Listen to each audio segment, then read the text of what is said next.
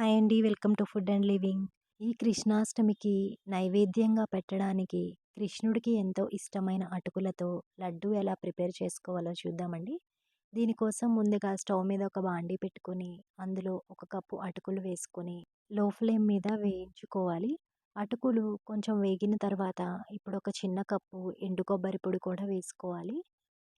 ఎండు కొబ్బరి కూడా వేగేంత వరకు మనం స్టవ్ లో ఫ్లేమ్ మీద పెట్టుకొని వేయించుకోవాలి. అటుకులు కొంచెం లైట్‌గా బ్రౌనిష్ కలర్ వచ్చిన తర్వాత స్టవ్ ఆఫ్ చేసేసుకొని ఒక ప్లేట్‌లోకి ట్రాన్స్‌ఫర్ చేసేసుకోవాలి. నెక్స్ట్ ఇప్పుడు అదే బాండీలో ఒక స్పూన్ నెయ్యి వేసుకోవాలి. నెయ్యి హీట్ అయిన తర్వాత ఇప్పుడు అందులోనే సన్నగా కట్ చేసుకున్న బాదం పప్పులు, జీడిపప్పులు వేసుకొని ఫ్రై చేసుకోవాలి. అవి కొంచెం ఫ్రై అయిన తర్వాత నెక్స్ట్ ఇప్పుడు అందులోనే కొన్ని కిస్మిస్ కూడా వేసుకొని ఫ్రై చేసుకోవాలి. డ్రై ఫ్రూట్స్ వేగిన తర్వాత ఇప్పుడు ఒక బౌల్‌లోకి ట్రాన్స్‌ఫర్ చేసుకోవాలి. ఇప్పుడు ఒక మిక్సీ జార్ తీసుకొని అందులో కంప్లీట్‌గా చల్లారిన అటుకుల్ని వేసుకోవాలి.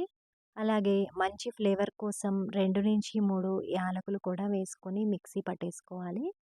ఇలా మిక్సీ పట్టుకున్న తర్వాత నెక్స్ట్ ఇప్పుడు అందులోని ఒక కప్పు అటుకులకి ఒక హాఫ్ కప్పు బెల్లం వేసుకొని మిక్సీ పట్టుకోవాలి. ఈ అటుకుల్ని, బెల్లాన్ని మొత్తాన్ని కలిపి మెత్తగా మిక్సీ పట్టుకోవాలి. నెక్స్ట్ ఇప్పుడు ఒక ప్లేట్‌లోకి ట్రాన్స్‌ఫర్ చేసేసుకొని ముందుగా మనం వేయించి పెట్టుకున్న డ్రై ఫ్రూట్స్ కూడా వేసుకొని అంతా బాగా ఒకసారి మిక్స్ చేసుకోవాలి.